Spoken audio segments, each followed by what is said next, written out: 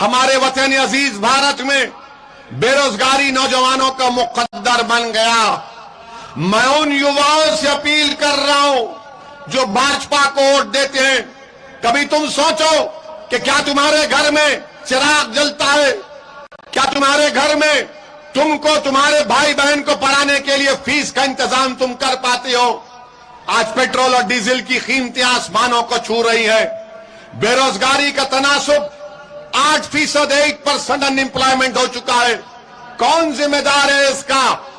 مہنگائی آسمانوں کو چھو رہی ہے تو بھاجپا کے لوگ بولیں گے ارے نہیں، مہنگائی کو مت دیکھو، ہم نے فلاں چیز بنا دی۔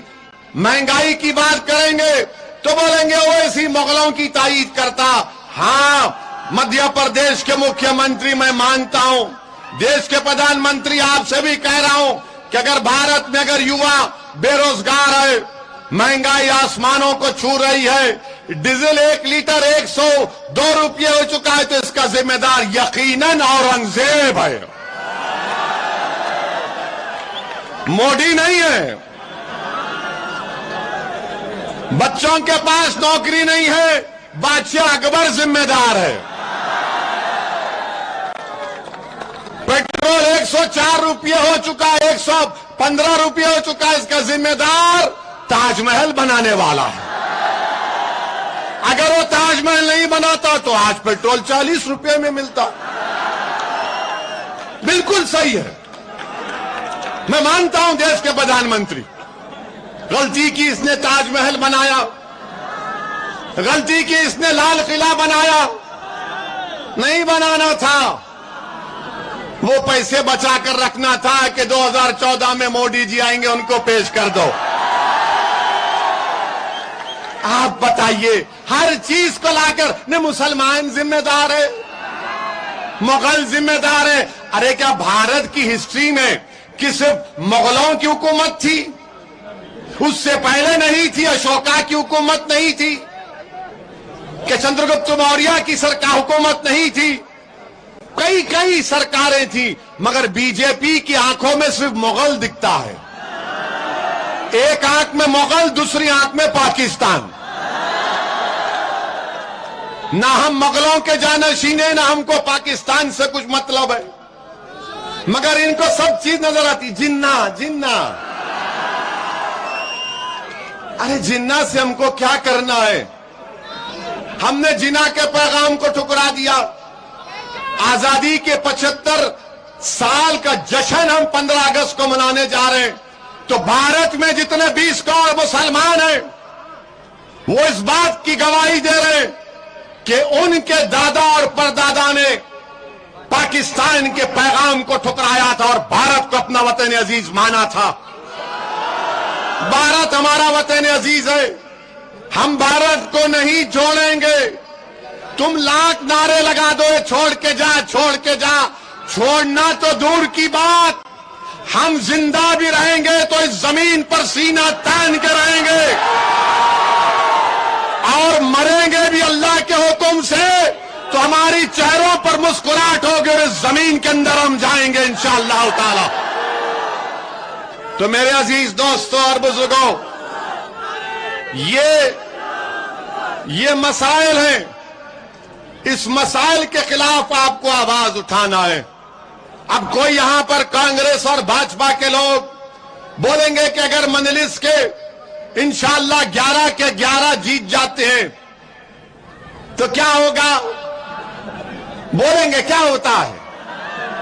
تو ان کو جواب دو آپ، اور آپ کو پیغام دے رہا ہوں کہ جب بھارت کی پارلیمنٹ میں 542 ممبرز ہیں اور ان ممبرز میں صرف 2 آپ کے نمائندے ہیں، ایک کا نام سید امتیاز جلیل اور دوسرے دیوانے کا نام اسد الدین اویسی، اور جب ہم دونوں میں سے کوئی ایک کھڑے ہو جاتا ہے غریبوں کی انصاف کے لیے، مظلوموں کے ظلم کو روکنے کی بات ہم کرتے ہیں، 333 کے غلط قانون کے خلاف اگر کسی نے آواز اٹھائی، دلی دنگوں کے خلاف اگر کسی نے آواز اٹھائی، اگر کہیں پر کچھ ہوتا ہے دلتوں پر आदिवासियों पर, अल्पसंख्यक समाज पर, तो आप यूट्यूब में जाकर देखिए, 5 मिनट की तकरीर का मौका हमको मिलता है।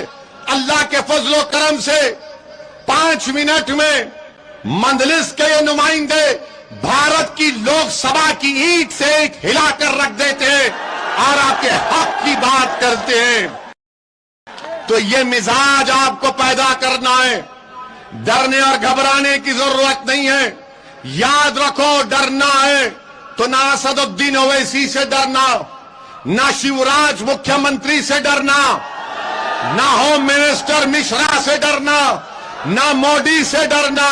अगर डरना है तो किससे डरोगे?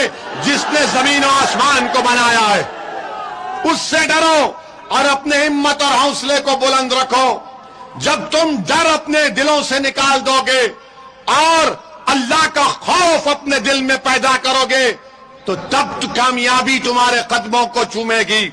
मैं तुमसे वादा कर रहा हूं कि ये भारत का लोकतंत्र है और आप और हम मिलकर एक ऐसी सियासत कर रहे हैं। मजलिस पिछले 55 साल से अमली सियासत में भारत के संविधान को मजबूत करना है। भारत के संविधान में जो हुकूक और राइट्स, फंडामेंटल राइट्स हमको दिए गए, उसको हासिल करने की लड़ाई मजलिस कर रही है। नौजवानों, याद रखो, वायलेंस हमारा रास्ता नहीं है, तशद्दुद हमारा रास्ता नहीं है, बल्कि सियासी ताकत को हासिल करना, वोट डालना, अपनी पार्टी के हक में वोट डालना, अपनी सियासी लीडरशिप को बनाना, अपनी आवाज को बनाना। नौजवानों, तुम वहां खड़े हो आज, वो दिन दूर नहीं है कि जब तुम खंडवा में मजलिस को मजबूत करोगे तो तुम इस डाइस से, इसी हजारों की तादाद के मजमे से तुम खिताब करोगे। मेरी ख्वाहिश यही है कि मुझसे ज्यादा नेक और काबिल रखने वाले लोग मिल्लत मजलूमा की क़ियादत कर सके। नौजवानों, ये लड़ाई आपकी हम लड़ रहे हैं। मेरे बुजुर्गों, आप पर हमने तकालीफ उठाई है, अब इन नौजवानों को हमको तकालीफ नहीं उठाना है। मैं हमारी मां और बहनों से अपील कर रहा हूं, मेरी मां और बहनों, तुमने रात में रातों गुजार दी करवटें ले लेकर कि मेरे बच्चे और मेरी बच्ची का क्या होगा। आज ओवैसी तुमसे कह रहा है, तुम एक मर्तबा मध्य प्रदेश में मजलिस इत्तेहादुल मुस्लिमीन को वोट डालो, मजबूत करो। मैं आपसे वादा कर रहा हूं मेरी मां और बहनों, आपकी करवटें कम हो जाएंगी, आपको रात में इत्मीनान की नींद आएगी, इसलिए कि कल कोई होगा यहां पर जो आपकी आवाज उठाएगा, जो नाइंसाफी के खिलाफ आवाज को बुलंद करेगा, जो जाकर आपकी तकालीफ और आपके मसाइल का हल तलाश करेगा। मेरे अजीज दोस्तों और बुजुर्गों, फिर हम ये भी देखते हैं कि मजलिस इत्तेहादुल मुस्लिमीन पर एक इल्जाम लगता है, कांग्रेस पार्टी की तरफ से इल्जाम लगता है कि मजलिस जहां पर इलेक्शन लड़ती है वहां पर बीजेपी जीत जाती है। ये बोलते हैं